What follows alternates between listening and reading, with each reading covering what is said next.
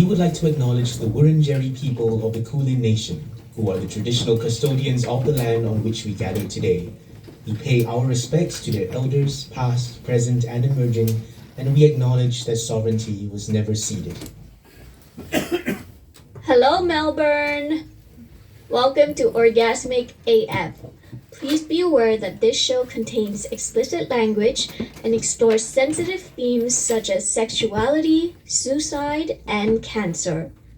You can visit our show page at www.eroscoaching.com/orgasmicaf for updates and support resources. Please note that photography and video recordings will be taken during the performance. Sit back, relax, and enjoy the show.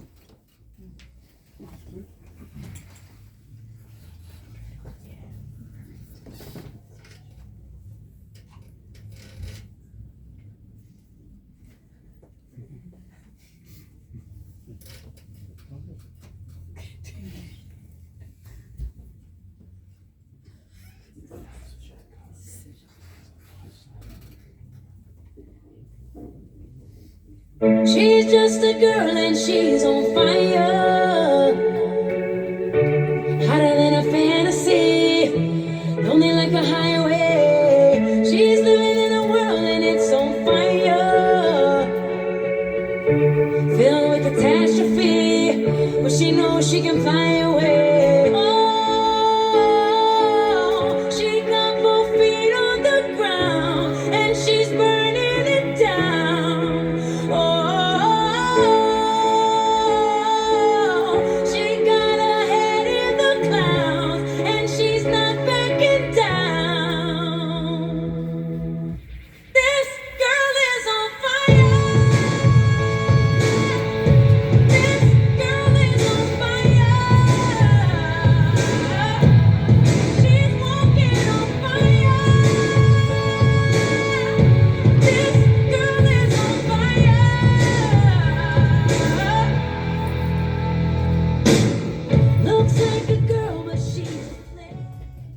My name is Martha.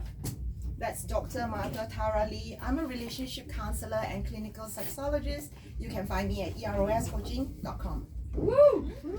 I have 4 degrees and 4 books. I am a second generation Singaporean Chinese. I am a daughter, sister, auntie, cousin, friend, lover, and many other things.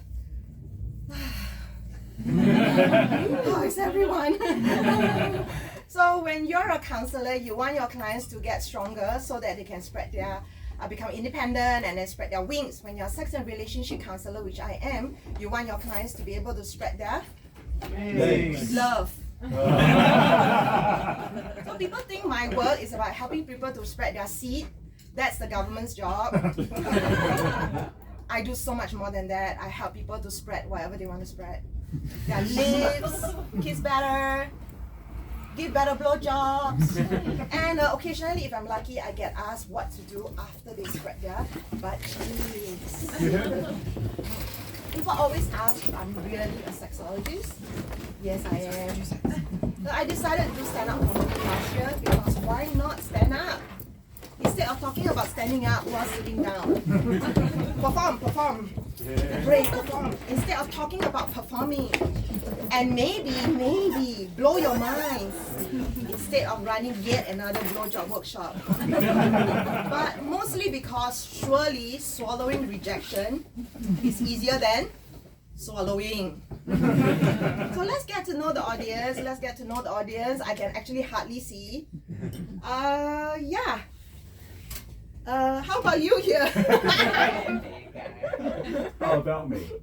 Yes, what's your name? Simon. Simon, thank you for coming.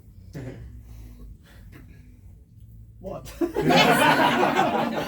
I'd like to find out when was the first time you heard about sex from your parents or My mum told me where babies come from. your mom told you where babies come from. How long was this conversation? About half an hour. Half an hour. That's We went through a really whole book about it, written for children. That's really awesome, Simon. I think that's the type of book. Where do babies come from? Where babies come from. Yeah. Yeah, I thank you for sharing. Thank you, Simon. You're welcome. So now we know one person. So for me, when I was growing up, I was very curious about sex, and it was the one topic that my mom refused to talk about. She kept saying, "Oh, 你长大后会知道, you'll find out when you grow up." And so my mom was this like plump woman with curly hair and super fierce. She used to work in the police force, and I waited until I was the right age of 5, and I thought about it for a really long time. I finally decided, okay, you know what? She doesn't answer any of my questions, but I have one question that I must ask. I went to her and said, "Mom, I have something very important to ask you. I'm serious. Just tell me yes or no. Is sex something I can look forward to when I grow up?" She didn't answer. To her credit, this time she just smiled. And that gave me hope for a time when I grew up. Just that smile. So let's get to know this side of the audience. Hello, hello. Hi. Hi, how are you? Good. How are you? So I want to know whether you masturbated today. No. Thanks for sharing. Thank you for being so candid. How about this week? No, I've been staying at my friend's house. I don't know. Oh yeah. And this is the friend. Yeah, so I've been staying with my friend as well. No masturbating. Although that was my homework, you know, so that I look more orgasmic. I'll remember it for tomorrow, okay? So come back tomorrow and see if I look different. So yes, masturbation. I am 1 year younger than my sister. 1 year older than my sister. So if my sister was 4, then I was 5. I was 5. So I was 5 when she came to me with her bolster. And she said, "Jay, you take this bolster, you rub very hard against it, and you will feel very good eventually." I was like, what? Are you sure? And she's like, "Yeah, you just have to do it." So she knew something that I didn't. So I went to try it. I tried it for a really long time because if she can do it, surely I must because I'm older. So I kept trying and I didn't know what she was talking about. So I went back to her and said, "I think you're lying." She said, No, you just have to twist your legs around it, rub very, very hard, and you'll feel very good. Even when you're tired, even if you're in pain, you just need to keep going. So I said, "Show me." So she showed me, and it was pretty much what I did. So, okay, with that demonstration, I went back, I just kept trying, and eventually I did have my first orgasm. After a few times, it felt good. And I went to her and said, yeah, it was really good. What is it? She didn't know either. So after a few times, I got really curious about like what's this thing that we don't know what's the name for. My heart would be beating very fast. My blood pressure seemed to be rising. And towards the end, it felt like my heart was bursting out of my chest. So I thought, this is not safe, you know, I'm only 5. So I decided to ask a trusted adult. Yes, my mom. I had to wait because my mom, every night, she would lay down on the sofa and watch TV. That's her me time, interrupt at your own risk. So I had to time this. She was lying there and I waited until the commercial break. And then I said, "Mom, I have to ask you something, but I don't know how to ask you. I have to show you." So I started rubbing away, and she just took one look, and then she said, "Oh yeah, 这是自然的. This is normal." Huh? I couldn't believe it. I was like, "Are you sure? Wait, let me show you again." So I rubbed even harder. I was like, my heart would beat very fast, you know. Oh yeah, and by the way, I learned it from my sister in case she was going to like get angry and somebody to blame. But no, she was not interested. She just like went back to her show. So with that, I pretty much got permission to masturbate. So masturbation saved my life because I wouldn't have known what to do with those hormonal surges. I was very, very unattractive. I was plump. I had all this cystic acne, poodle hair, and geeky glasses. I was called the ugliest girl in school. Not the class, the whole school.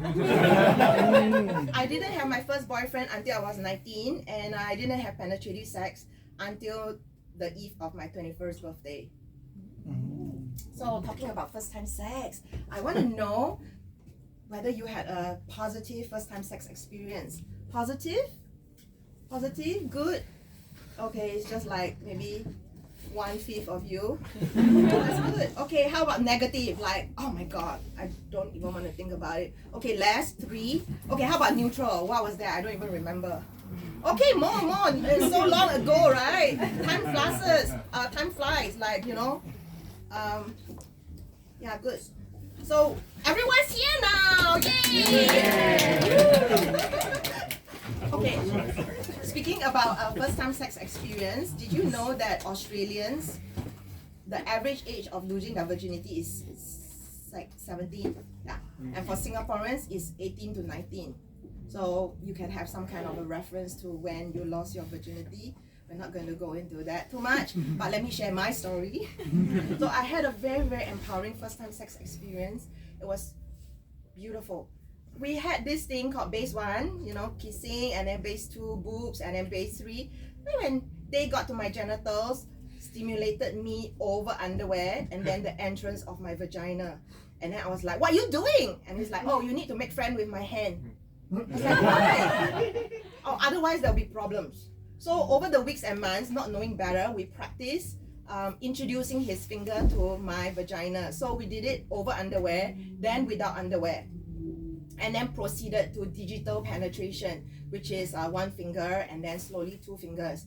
We would talk about it, of course. He would stimulate me, and then we would decide, is this a play or practice session? A play session, there's no penetration, just outer play, and then practice session, practice. And then we'll do it, and I call it going into the unknown, because you don't know, sometimes the results are quite different, like an experiment. And we would do a debrief afterwards. Yes, we would talk about it. Well, how was it? What was good about it? What would make it better? I was very, very surprised, okay, after I was no longer a virgin, that apparently people out there don't do that. Okay, so what happened was, he was always very patient with me, always very loving, made me feel like the most important person. He would never get upset with me if I was taking too long or I felt sore very quickly. He didn't roll his eyes, which, you know, was really reassuring because I just felt so vulnerable. It was one of the most loving, sweetest times of my life. And because of him, sex was not something scary, it was something wonderful to look forward to. And if not for that period in my life, I don't think I would have the idea of wanting to support people around their sexuality. I do not think I would have become a sexologist. And the day that I lost my virginity, there was no pain. I was anticipating the pain. There was no pain. And the worst thing is there was no blood. I was like, where's this blood everyone's talking about? So all that hoo-ha, you know, for nothing. I was so disappointed. No pain, no blood, and no orgasm. I was like, I waited this whole life for this. And I was just so underwhelmed. I was like, okay, you know, just like my mom lied. So yes, but seriously, after the months to come, it did get better. I started to get used to it. I started to understand why people might like it, and I started to love it. She's just a girl and she's on fire. Wrong music. Hotter than a And I started to love it. starships. We're meant to fly. Hands up and touch the sky. Can't stop 'cause we're so high. Let's do this one more time. Starships. We're meant to fly. Hands up and touch the sky. Let's do this one last time. Can't stop. We're higher than a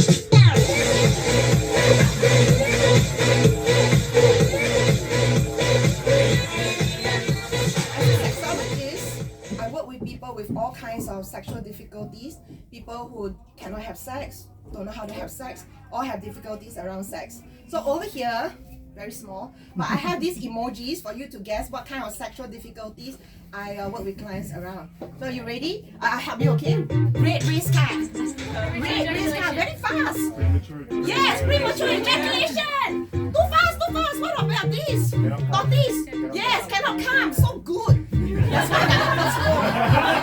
Delayed ejaculation.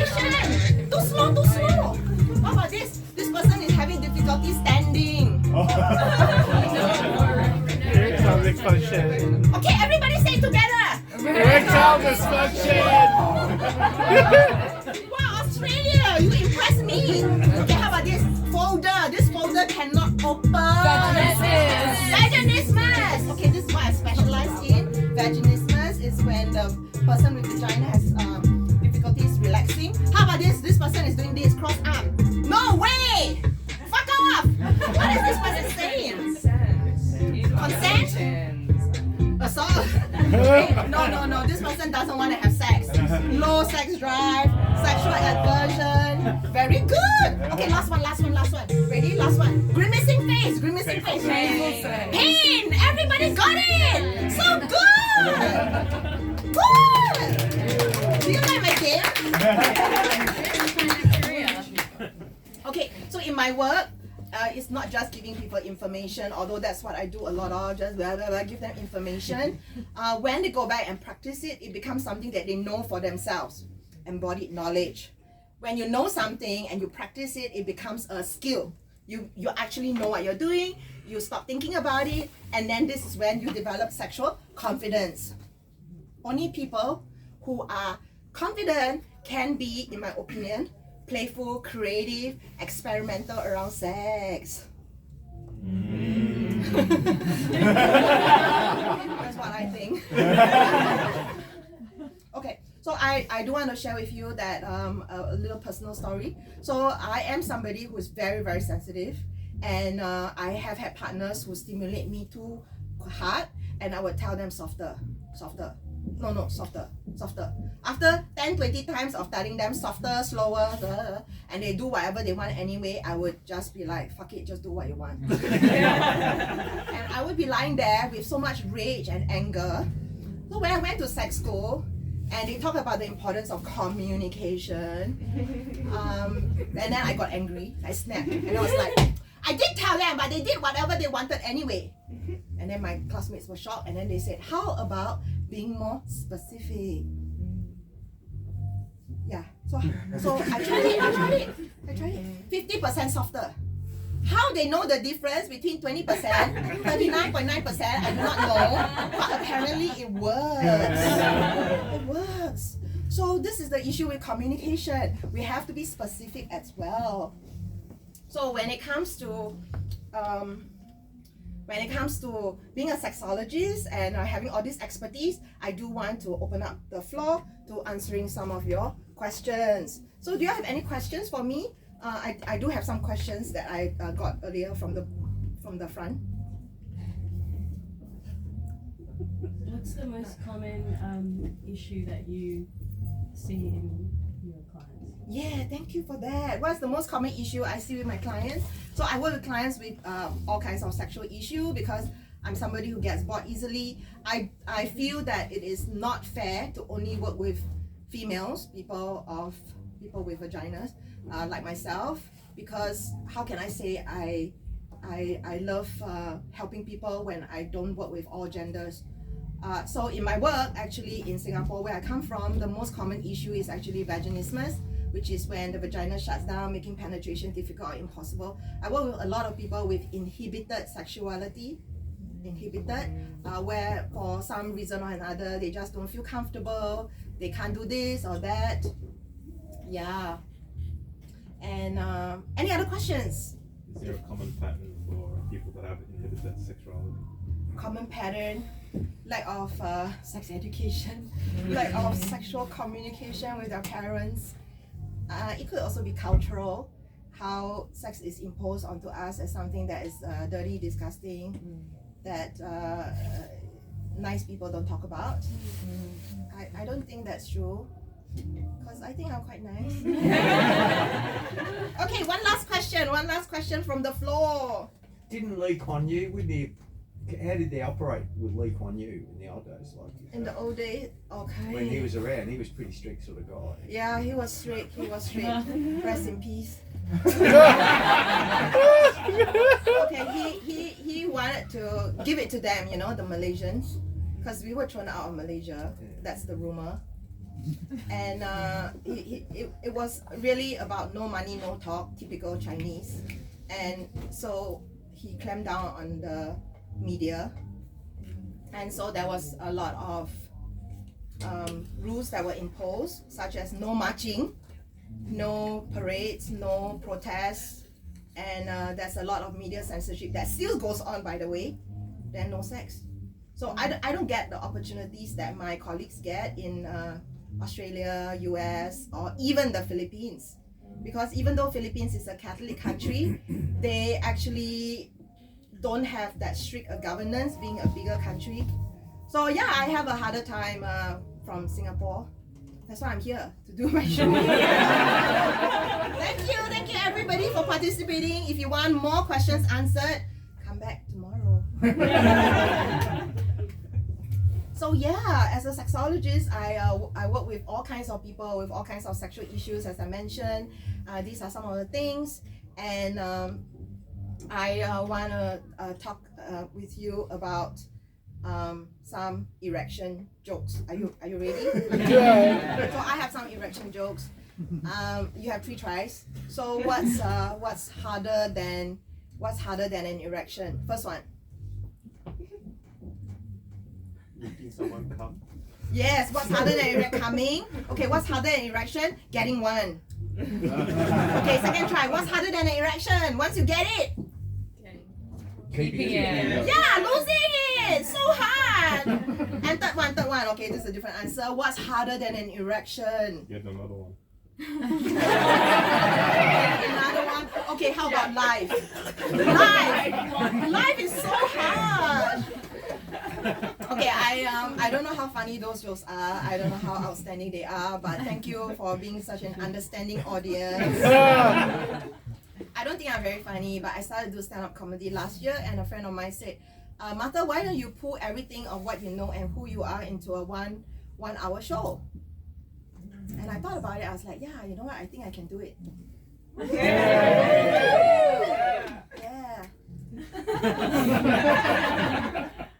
Yes. So, ready for the next bit? Okay, I want to talk about masturbation. Masturbation is something that I didn't expect to keep talking about again and again and again in my work, but I ended up doing that. What happened is people keep asking me questions around, is it normal to masturbate? How often should you masturbate? And what's the right way to masturbate?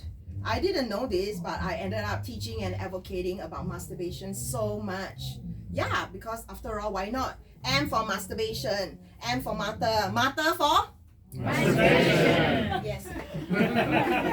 So I'm bringing out here the masturbation fairy godmother. So whatever I say, you just say masturbate. Okay, ready? Yeah. Masturbation is indeed the cure for a lot of things. Believe it or not, when you're stuck and you can't make up your mind what to do with your life, masturbate. Masturbate. When you have writer's block, masturbate. Masturbate. And when you're sick, masturbate. Yes, masturbate, masturbate, masturbate and get better. Not masturbate after you're better, although you can, of course. And of course, if you want to manifest more money, masturbate. Masturbate. That's it. There is something called sex magic. It's when you raise your sexual energy and send it towards your intention. So you can do it for glowing skin, job promotion, and of course, very, very important now, world peace. Yes. Okay, so let's ask the audience, what would you like to manifest? A new job. New job! You can have it! Masturbate! Masturbate! Masturbate! One more! Masturbation. Yes! You want to masturbate? Masturbate!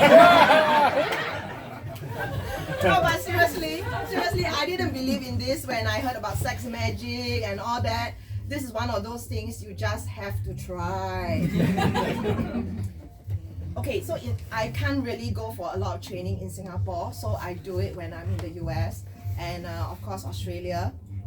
I was in this sex retreat when the teacher said, okay, the floor is now open, end of the day, you can do whatever you want.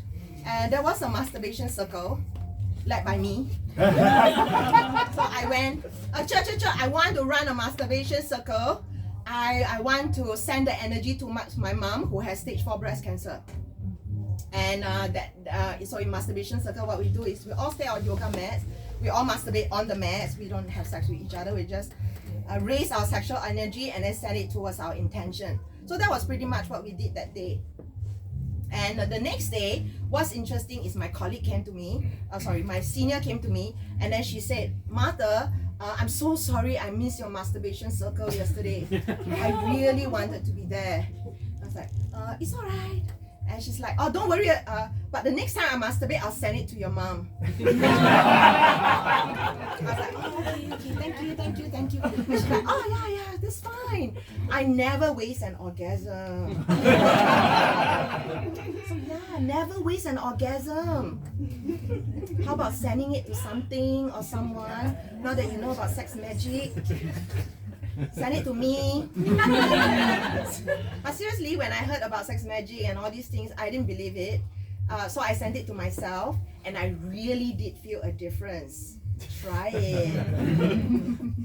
Try it. Try it.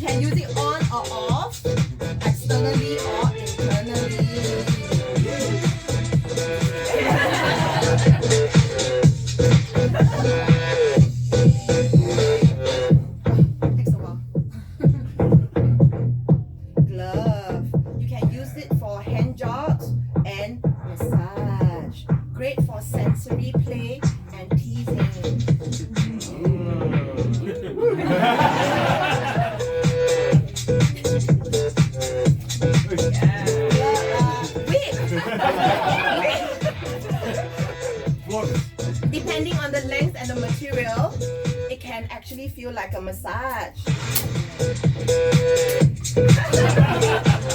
it on yourself. Couples vibrator. So this particular one goes into the vagina and on the clitoris, small and narrow. Room for more.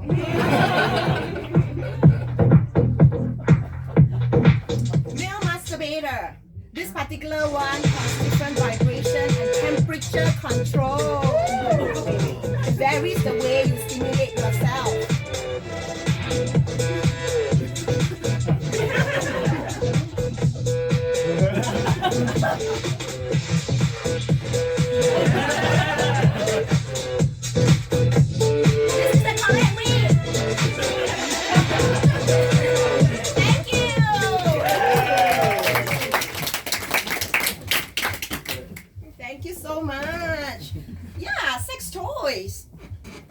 I had many years ago a friend visit me from Brisbane, sex educator also, and she went shopping, of course. So she had a lot of things, and she tried to give me the things that she didn't want. I was there when she asked me whether I wanted her vibrator. Of course not, I have so many. So she thought about it, very determined, and she was going to visit my mom. So she said, how about I give it to your mom? I was like, sure. I just want to be there when you do that. So that was the first thing she did. She was very excited. So she went to my mom and said, Auntie, vibrator. My mom took one look. We thought she was going to combust or something. And then she said, yeah, this one's so small. My one bigger. Yes, we kept laughing and laughing and laughing. And because she got a bit exasperated, these people are so childish. So she went into the bedroom and got out her vibrator. Yes, hers was bigger, by the way. This is a and she took out her vibrator, and then we kept laughing and laughing and laughing. Eventually, we got serious, and then we asked. She asked, Auntie, how is your cancer? And she said, no good, dry. Everywhere dry. Down there also dry.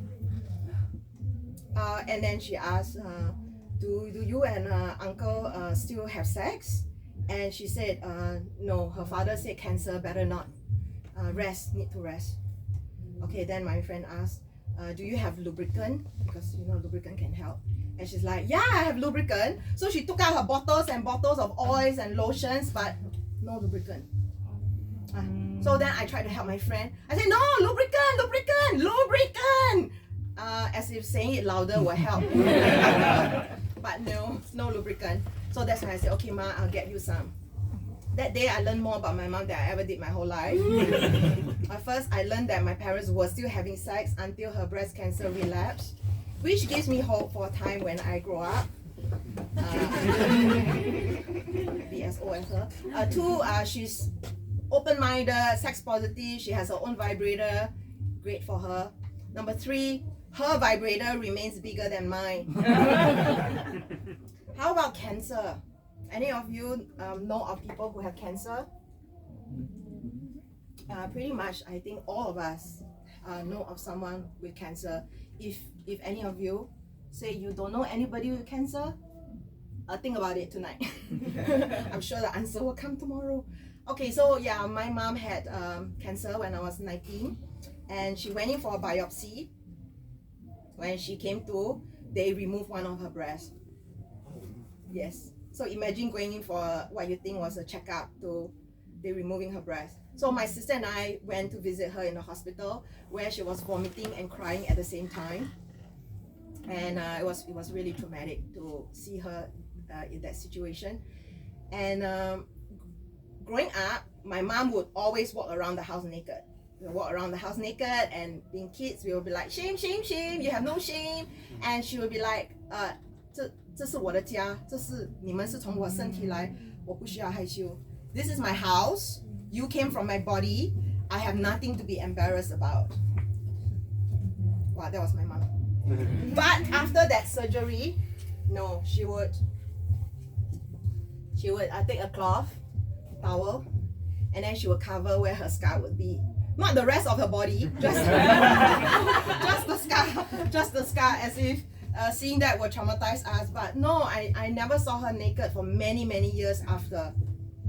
I don't think breast surgery just made her shy about her body. Breast cancer really changed who she was as a person, from being so loud and willful and temperamental to becoming weak, insecure, and meek. She would often refer to herself as disabled. And when things didn't go her way, she would bring out the C card. 你知道什么？你没有癌症。What do you know? You don't have cancer. So my mom had stage 2 breast cancer. Then she was in remission for 10 years, and I found out that she had a relapse when I was in sex school. By then she was in stage 4, and the cancer had spread to her lungs and her bones. But she fought it for another 10 years. Yes, she wasn't going to go out without a fight. There was a time that I was like, when are you going to die? Because she suffered, for so much, for so long. And it's really painful when you see them suffering. So yeah, I'm very proud to be her daughter. Yeah. So she used to tell me this, 找一个可以照顾你的人，不是你照顾的人。Look for somebody who can take care of you, not have you take care of them. That's modern day selfishness. What was her name? My name, oh yeah. Okay, coming to my mother's name. So the only reason why I'm able to do this show is because my mom said, yes, you can talk about me, just never tell people my name. Notice I don't talk about my father. No consent. Yeah, I don't think I was very lucky with men, to be honest. I had a partner who tried to stimulate me. Many of them stimulate me and then ask me, how many times can you come? So being somebody who's very sensitive physically, I said 7, I guess. And so they would try to top that. Try to top that. Oh, can you come? Can you come again? Can you come again? Come again? And then I'll be in pain, I'll be sore, and I'll be like, I don't want to come, I don't need to come, I'd rather not. and they just kept pushing that onto me. So I started to ask, is the orgasm for me or for you? Is it you giving to me or taking from me? But on that note, I also had a similar situation where I would play with my ex's arm hair, not hairs. So I like playing with his hair because I like Asian, he has hair. And so one day I decided to ask him for feedback. Oh, you know, I play with your arm hair every night. Yeah. Do you like it? No. Oh, I didn't know. So just to give me an idea, how much do you not like it? I hate it. I feel like killing myself. When you do that, I feel like banging my head against the wall. I was like, I didn't know that. How come you didn't tell me? And so I thought you did. But another reason why he didn't tell me was because I seem to like it. So here I was thinking I was giving pleasure, but actually I was torturing him. And those partners who thought they were giving me multiple orgasms, good for you, again, they were making me feel angry and sore. So I feel that a lot of times we think that pleasure is about I give, you receive. But in reality, a lot of times we may not like it, and so it's so important to communicate. These kinds of miscommunications happens all the time, and as much as we say, oh, you know, we need to be better in communication, we need to do better, we need to advocate for ourselves, but these things do happen.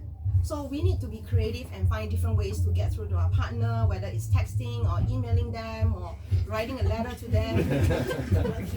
Because it's important. You are important. In all of time, there's only one of you, and there's really no point in suffering. Speaking of suffering, I had two ex-husbands who were narcissistic. They showed their true colors after we got married. They would say things like, oh, you're so stupid, you don't know what's good for you, you don't know how to dress up, and good riddance, you know, you don't have kids because you wouldn't make a good mom. So if I was so bad, why did you marry me? Yeah. So I didn't marry them because they were good in bed or they were rich. They were not. I married them. I married them because we had this soul connection where when I'm in their arms, it felt like this was where I belong. It felt like home. And it was hard to understand how something that felt so right could become so wrong. When people divorce, they usually don't divorce for one reason, many reasons. And when you have your heart broken into a million pieces, you start to doubt everything. You start to doubt yourself, you start to doubt your intuition, and even your trust in people. You just have to rebuild yourself one day at a time. Even though the marriage, the second marriage in particular, even though it wasn't very long, I was devastated, full of self-blame and even suicidal. And because it doesn't rain, it pours. I had this training that I paid for, I couldn't get out of it. So I went for it. So I went for this training, and my friend who was there took one look at me and said, Martha, whatever you do, do not shut down your sexuality. You're a sexologist. So I asked her, okay, so what should I do? I was so afraid she was going to suggest something expensive. I couldn't afford anything. And she said, go back to orgasmic yoga. Orgasmic yoga is a practice where you pleasure yourself for 30 days for 30 minutes. If not 30 days, then 1 week. If not 1 week, then 3 days. When I first learned about orgasmic yoga, I was taking this training called sexological bodywork. And I was really angry when I was told, masturbate 30 days. Because I was like, what the fuck? What's wrong with you? Don't tell me how to masturbate. I've been masturbating since I'm 5. I'm so sensitive. I'm going to break. So I did the minimum of 3 days, and I didn't break. So this time when she said orgasmic yoga, I was like, okay, this must be destiny. So I held on to it as if it was a lifeline, and I did it. Not 30 days. I did, you know, because I'm an A student. I did it for 45 days. So what I did was, I did this A student move. I use a bullet vibrator inside my vagina. So in good energy, out bad energy. In good, out bad. In good, out bad. So within 3 days, actually I wasn't depressed anymore. The energy somehow shifted in my body, but my heart was broken and I was still in a lot of pain. So I kept sending the energy towards my heart. And I started to feel that this energy all around me, I felt beautiful somehow. I felt beautiful. I knew my face was glowing. And just to prove to you, I was going to my office and across the road there was this man staring at me as if I was the most beautiful person he has ever seen. And I'm used to people staring at me, but like, you know, in a like a predatory, vampirish, creepy kind of vibe. This was not like that. Like for the first time in my life, somebody was really looking at me because it was just beauty. You cannot deny it when something is beautiful, regardless of race, language, gender. It was just beautiful. And orgasmic energy does that. Yeah.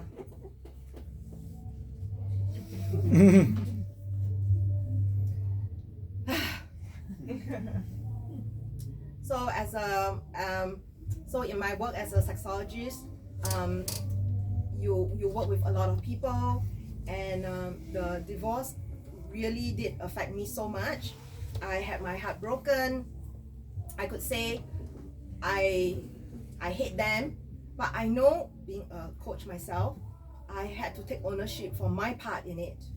And I don't want to blame them for what happened. I want to embrace all the lessons. And if I am really honest with myself, I don't think it changed this thing that is still inside me, which is love. I still believe in love. I choose to believe in love. And the whole premise of my work is love. If not for standing for love, I wouldn't be doing what I'm doing. And so love very much is a choice. And so I just keep doing what I'm doing. I could think of myself as a left goods, abandoned, barren woman, no child. But I think I'm just so lucky that I'm a survivor of this abuse. And of course, I'm so much more than that. I don't think of myself as a victim. I just think that I'm so lucky to be able to lead the rest of my life the way I want.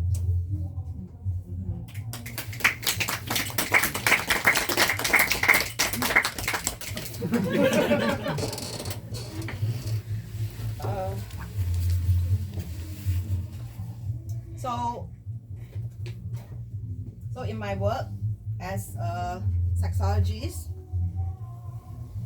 I have all these different kinds of clients, and there's this thing called client confidentiality. You cannot share client stories, it's confidential. But I do have some clients who actually give me permission to share their stories. So one of them is this Japanese client. She came to me threatening to leave her husband every time. So every time she suspects him of cheating, she would pack her bags and threaten to leave. Or she would pick a fight and pack her bags and want to leave. So we got to the bottom of it, which is her underlying belief is all men are cheaters except her father.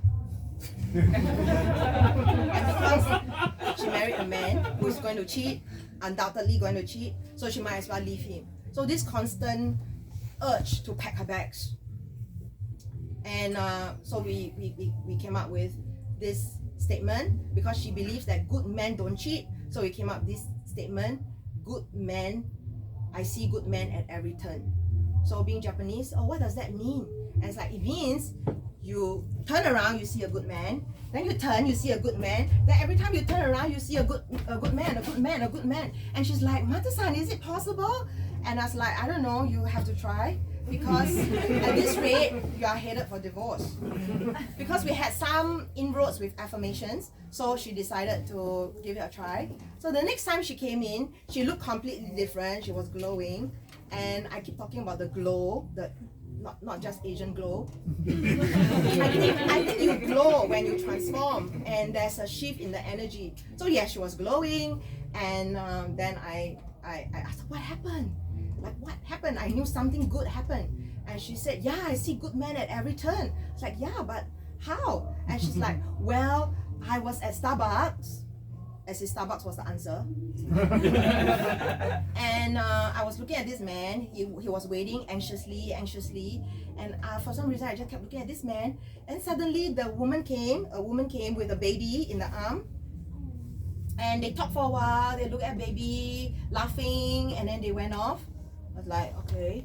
And then I believe this man doesn't cheat. This is a good man.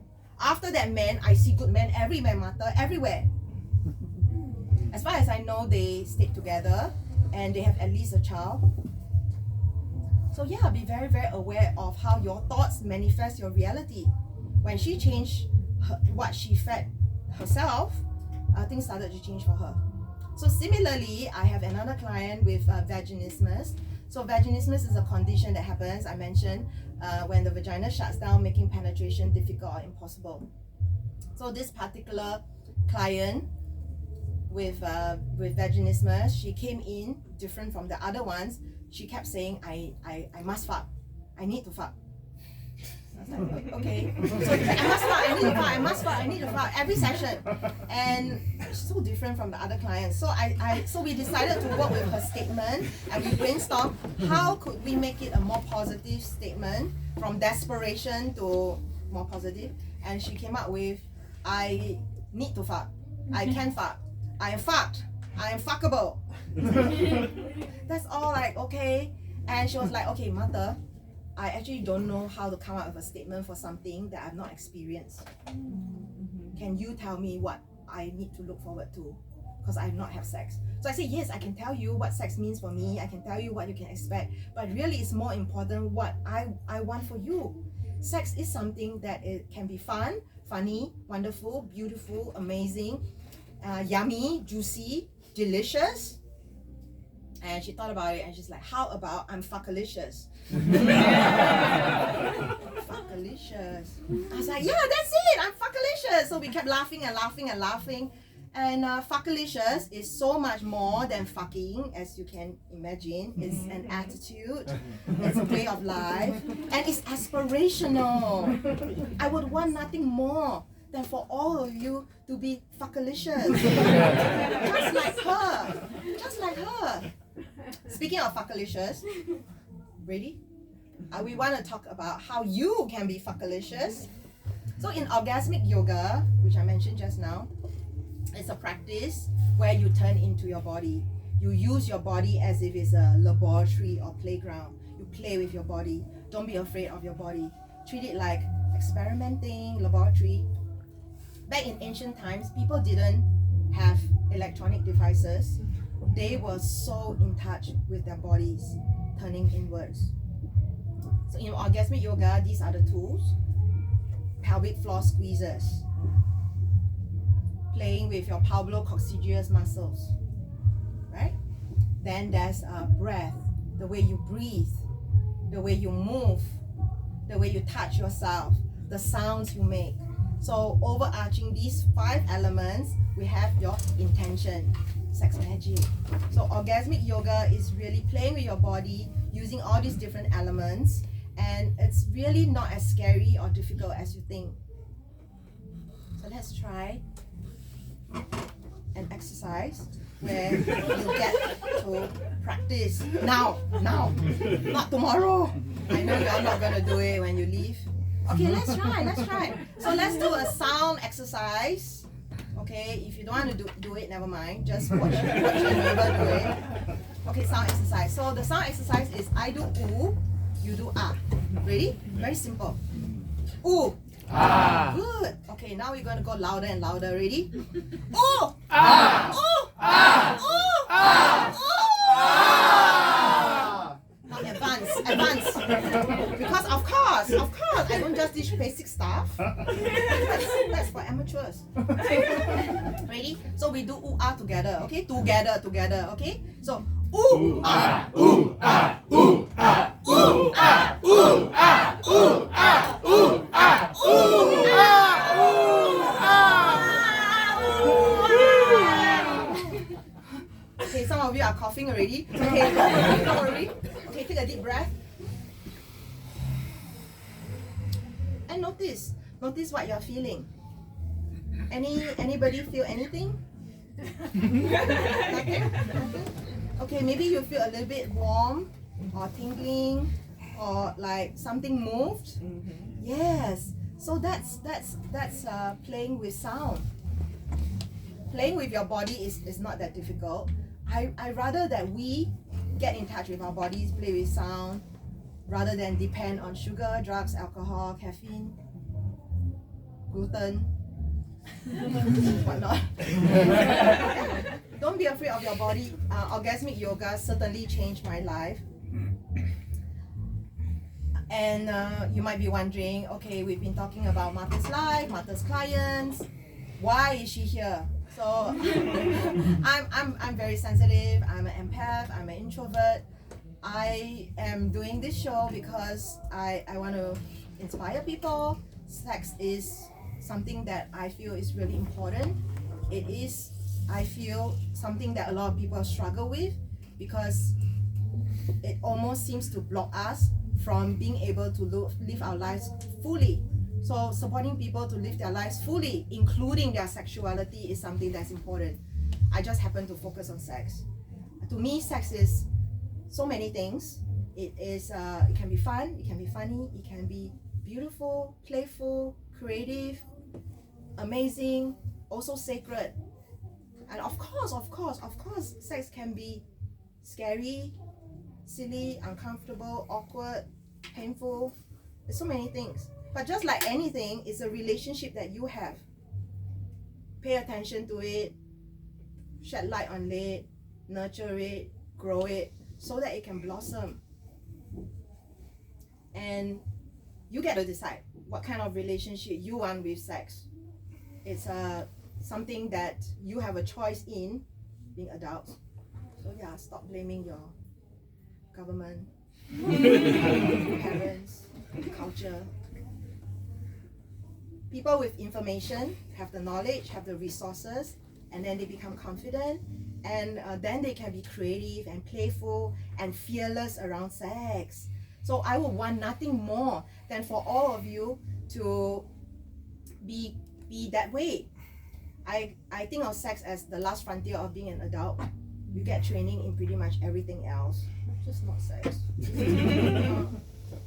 I would love for you to live fully optimized, fully actualized lives. I would love for you to be orgasmic as fuck, just like me.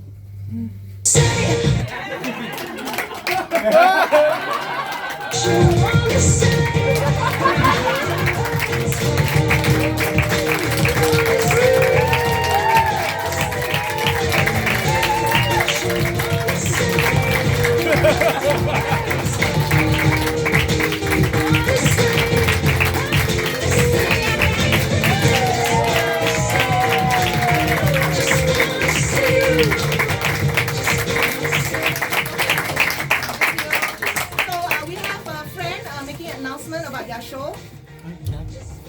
Oh. This is my friend from Singapore. Hi. I didn't know it in the middle of your show. Oh, thank you. Hi, I'm Honey Gluttony. I'm a live singing drag queen from Singapore. I'm also doing a show at Fringe starting Wednesday. So I'll see you there. It's at the Trade Hub. What's it called? It's called Gluttony by Night. Yeah, I'll pass some flyers outside. But thank you, Doctor. You're amazing, darling. Honey Gluttony is amazing singer, amazing. So yes, everybody, thank you for coming. We can meet downstairs. There is another show coming in, and there's some merch downstairs as well. So thank you everyone for coming. We can always keep in touch.